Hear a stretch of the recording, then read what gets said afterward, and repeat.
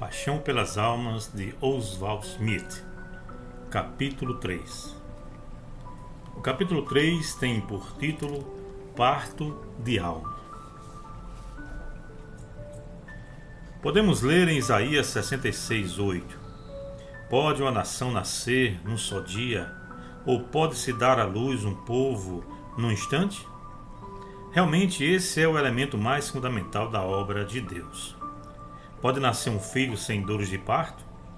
Pode haver nascimento sem parto? No entanto, quantos esperam na dimensão espiritual algo que não é possível nem na dimensão natural? Prezado leitor, nada, absolutamente nada, nada menos do que um parto de alma pode produzir um filho espiritual. Finney diz-nos que não tinha palavras a proferir, mas podia tão somente gemer e chorar quando pleiteava perante Deus em favor de uma alma perdida. Experimentava autêntico parto de alma. Poderíamos sentir dor no coração por uma criança que se afoga, não porém por uma alma que perece? Não é difícil que alguém chore quando percebe que seu pequenino está mergulhando para o fundo do rio pela última vez. É quando a angústia é espontânea. Não é difícil, semelhantemente, que alguém sinta angústia quando vê o caixão que contém tudo o que ele amava sobre a terra afastar-se na direção do cemitério. As lágrimas brotam naturalmente numa situação como essa. Mas entender que almas preciosas, imortais, perecem ao nosso derredor, precipitando-se irremediavelmente nas trevas do desespero, perdidas na eternidade, e não sentir angústia alguma, não derramar lágrimas, não conhecer o parto de alma. É tão frio o nosso coração? Não conhecemos a compaixão de Jesus? Deus nos pode concedê-la. A falta será nossa se não a recebermos.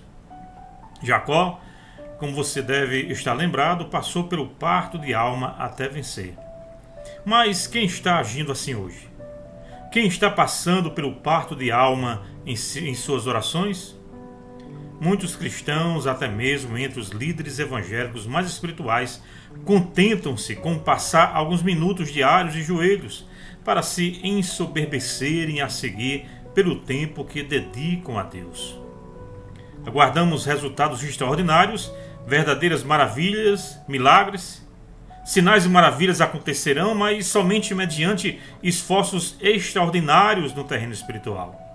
Portanto, nada menos que um apelo contínuo e agonizante em prol das almas, hora após hora, dia e noite, em oração, será capaz de levar-nos a prevalecer.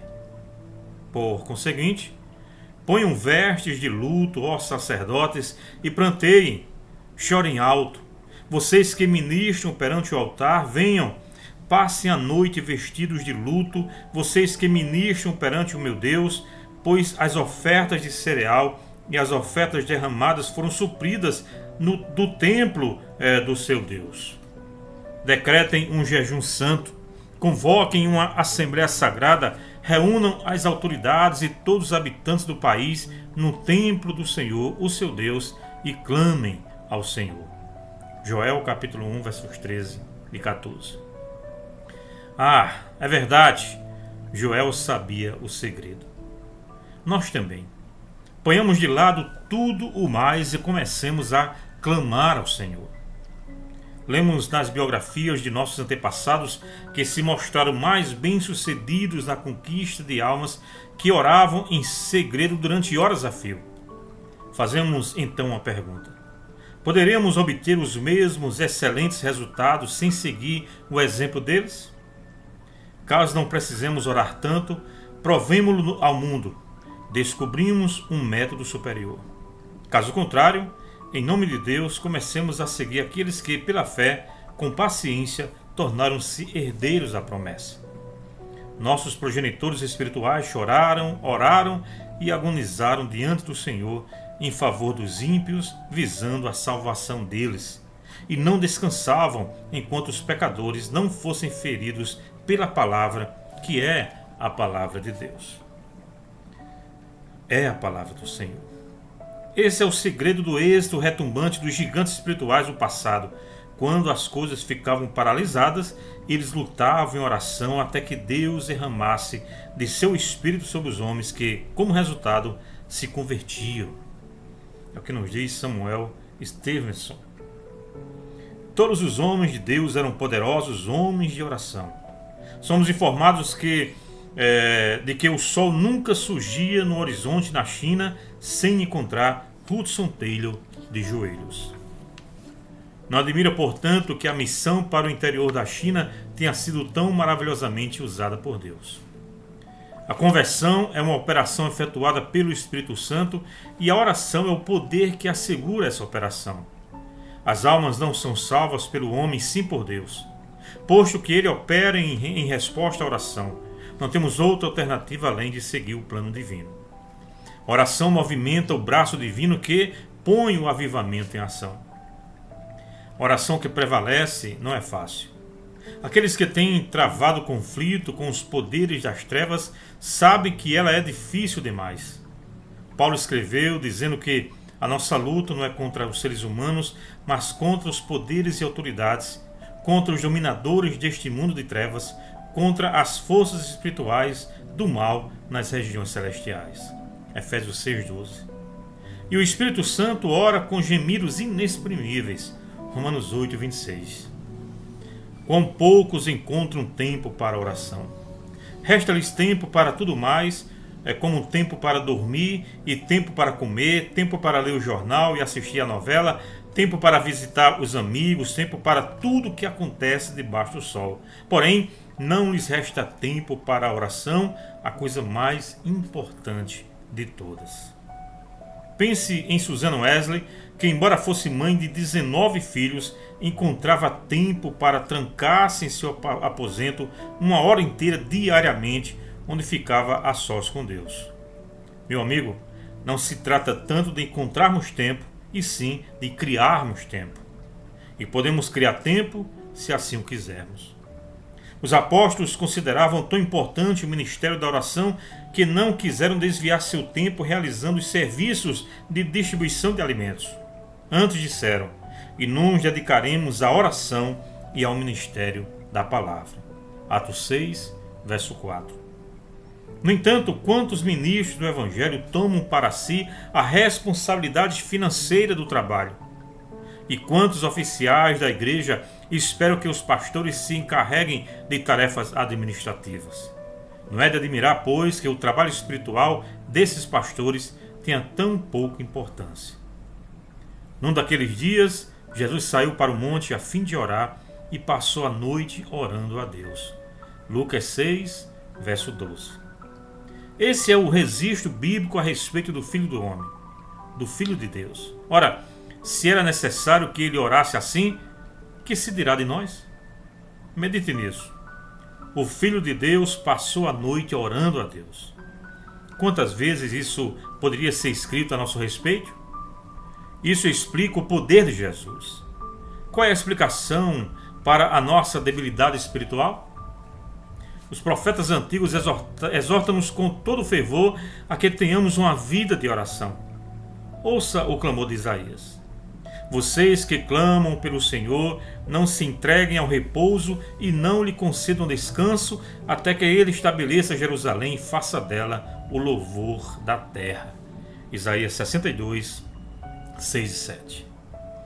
Que os sacerdotes que ministram perante o Senhor chorem entre o pórtico do templo e o altar, orando: poupa o teu povo, Senhor.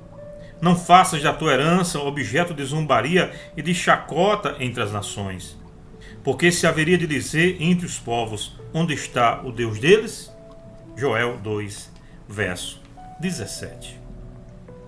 Os profetas não somente exortavam os outros a que orassem, mas eles mesmos se dedicavam à oração.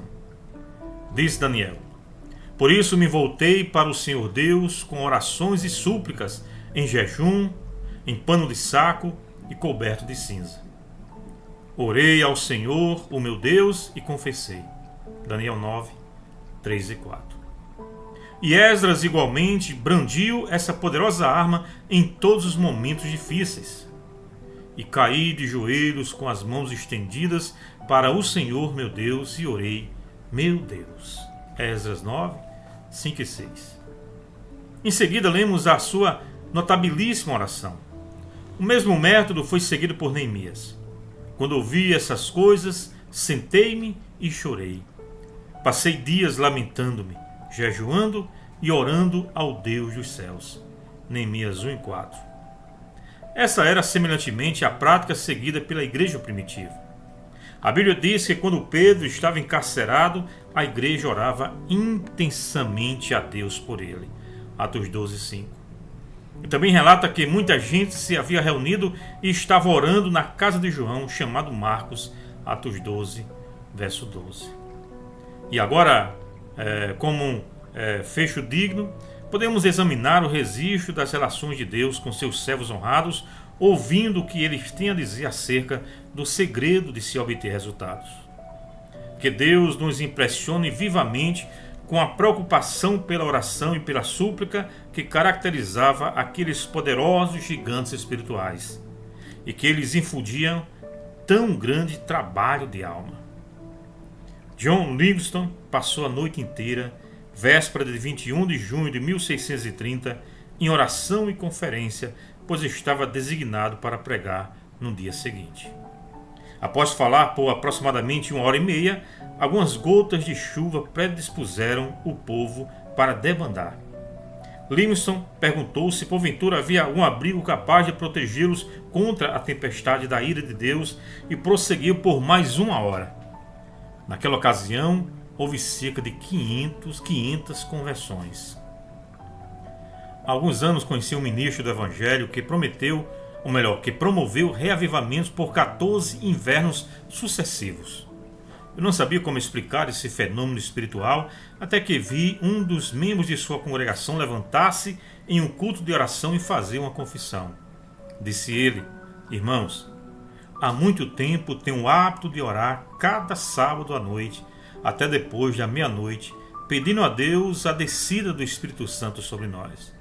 E agora, irmãos, e nesse ponto ele começou a soluçar. Confesso que tenho negligenciado essa prática há 2 ou 3 semanas. O segredo fora revelado. Aquele ministro possuía uma congregação dedicada à oração. A oração prevalecente ou eficaz é aquela que alcança a bênção que busca. É aquela oração que move Deus realmente. A própria ideia envolvida na expressão oração eficaz é que ela atinge os seus objetivos. Charles Finney. Em certa cidade não havia um reavivamento por muitos anos. A congregação evangélica estava quase extinta, os jovens não eram convertidos e reinava uma desolação geral invencível.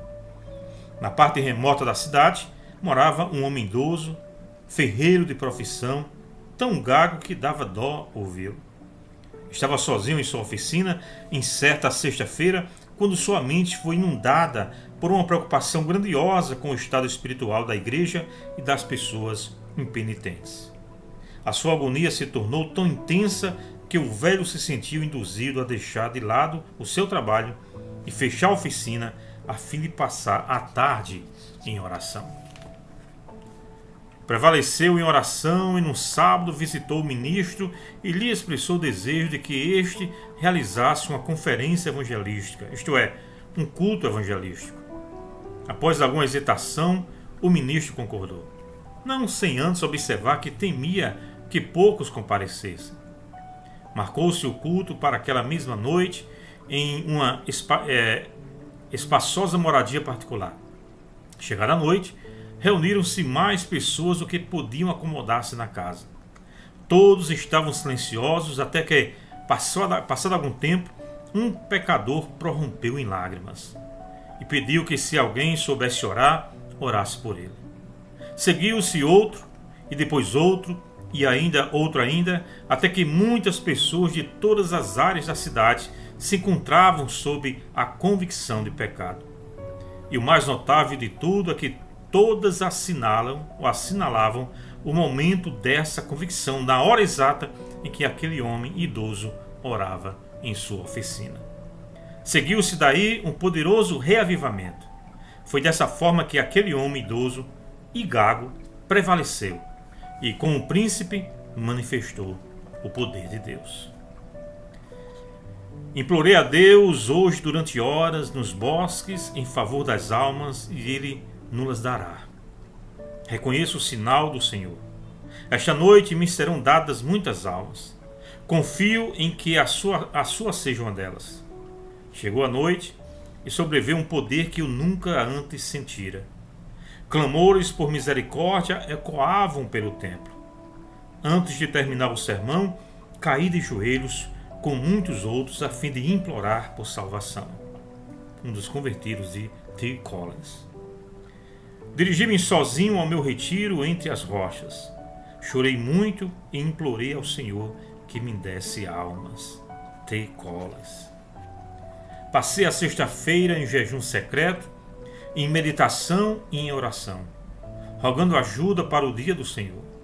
Meu sermão estava pela metade quando o homem soltou um grito. Diante desse brado, minha alma se enterneceu. Prostrei-me a fim de orar, pois não era mais possível continuar pregando, devido aos clamores e lágrimas por todo o templo. Continuamos em intercessão e a salvação foi outorgada. T. Collins. Ele se dedicou à oração. Bosques e lugarejos isolados se transformaram em recintos fechados.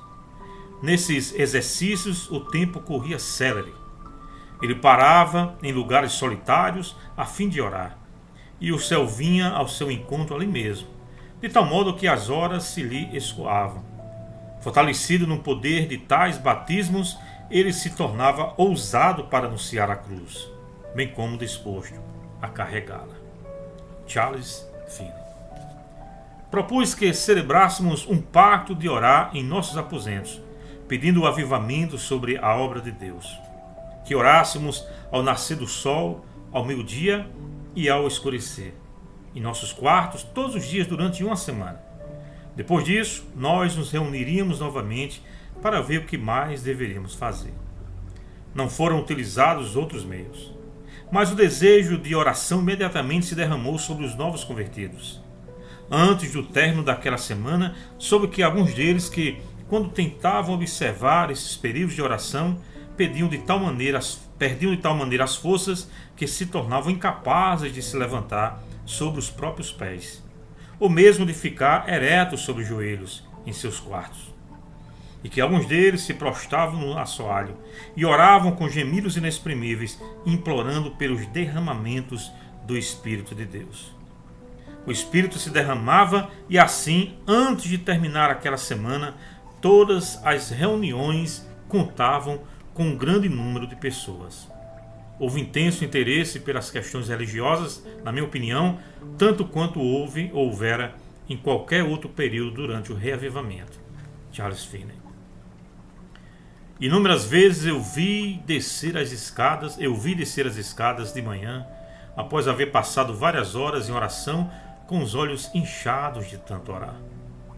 Não demorava a fazer alusão ao motivo de sua ansiedade, dizendo: sou um homem de coração partido. Sim, é verdade que sou um homem feliz. Não por mim mesmo, mas por causa dos outros. Deus me deu tal visão do valor imenso das almas que não sou capaz de viver se elas não estiverem sendo salvas. Oh, dá-me almas, pois de outro modo morrerei. David Brainerd. Aproximando-se o meio da tarde, Deus permitiu-me que lutasse ardentemente em intercessão por meus amigos. Mas foi justamente ao começar a noite que o Senhor me visitou de maneira maravilhosa em oração. Penso que a minha alma nunca passara antes por tal agonia. Não sentia nenhuma restrição, visto que os tesouros da graça divina se abriram para mim. Lutei em favor de meus amigos, pela colheita de almas, por multidões de pobres almas, por muitos que eu pensei serem filhos de Deus. Mantive-me nessa tremenda agonia desde meia hora antes que o sol surgira no horizonte até quase fazer-se noite, e isso me deixou inundado de suor. David Brainerd. Retirei-me a fim de orar esperando receber forças do alto. Nessa oração, meu coração se expandiu consideravelmente e de minha alma foi exigido tanto que não me lembro de outra ocorrência igual antes em minha vida. Encontrava-me numa agonia tal e implorava com tanta intensidade e importunação que, quando me levantei dos joelhos, sentia-me completamente fraco e debilitado. Quase não podia andar em linha reta.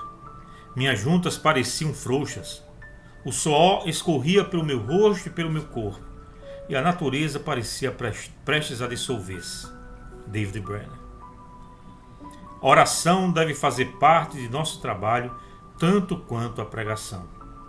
O pregador que não ora por suas ovelhas não está pregando de todo o coração.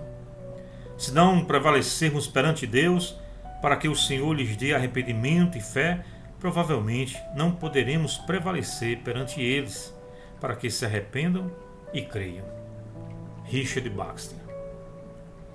Diversos membros da igreja de Jonathan Edwards haviam passado a noite inteira em oração, antes de ele pregar seu memorável sermão Pecadores nas mãos de um Deus irado. O Espírito Santo se derramou em ondas tão poderosas e Deus se manifestou de tal maneira em santidade e majestade durante a pregação daquele sermão que os presbíteros lançaram os braços em redor das colunas do templo e clamaram: Senhor, salva-nos, que estamos caindo no inferno. Quase todas as noites houve agitação entre o povo, e eu, que vira cerca de 20 pessoas serem libertadas, creio que deveria ter visto mais ainda, mas até agora não pude encontrar quem se dedicasse à intercessão. Em 2 ou 3 lugarejos houve gritos pedindo misericórdia, e diversas pessoas ficaram em estado de profunda aflição. William Brown. Um dos resultados que ele desejava não se manifestavam em seu ministério. Ele passava dias e noites quase constantemente de joelhos, chorando e pleiteando perante Deus. E deplorava especialmente a sua inaptidão para realizar a grande obra da salvação de almas. Quando não percebia qualquer movimento num templo, ele sofria, literalmente, dores de parto de alma para que nascesse almas preciosas, até que via Cristo magnificado na salvação delas. A vida de John Smith. Se passaram várias horas em oração diariamente, ou se passares várias horas de oração diariamente, verás grandes coisas. John Nelson. Tinha como regra sair da cama à meia-noite e ficar sentado até as 2 da madrugada, orando e conversando com Deus. Em seguida dormia até as 4 horas. E sempre se levantava a essa hora. Vida de John Nelson. Mostra-te constante em oração. Estudos, livros, eloquência, ótimos sermões, tudo isso nada representa sem a oração. Oração traz o Espírito, a vida e o poder. Memórias de David Stoner. Descobri ser necessário começar às 5 horas da manhã e continuar em oração todas as oportunidades, até às 10 ou 11 horas da noite. William Brownell. Precisaríamos, todavia, retroceder até esses poderosos homens do passado? Não haverá alguns hoje que queiram pedir a Deus que lhes dê o senso de responsabilidade pelas almas? Será que na presente geração não desfrutaremos de reavivamento em resposta à oração fiel, confiante, trabalhosa e prevalecente? Nesse caso, Senhor, ensina-nos não como orar, mas antes a orar. Deus de avivamento, venha a nós agora. É o Teu nome que invocamos. Perdoa o nosso pecado e ouve a nossa oração. Chuvas e bênçãos te imploramos. Deus de avivamento, sonda o nosso coração. Torna-nos puros e imaculados. Queima a escória e as impurezas. Perdoa todos os nossos pecados.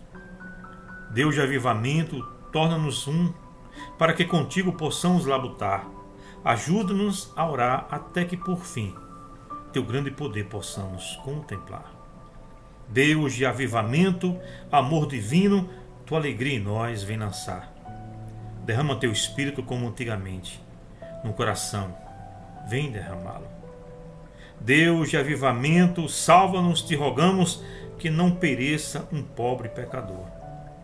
Faz-nos testemunhas de teu poder, pois muito humilde é nosso clamor. Ó J.S. Que Deus abençoe a sua vida. E até o próximo capítulo. E que Deus te levante, e me levante também, como homem, como mulher de oração, para que a gente possa rogar pelas almas perdidas. Essa é a nossa oração, em nome de Jesus. Amém.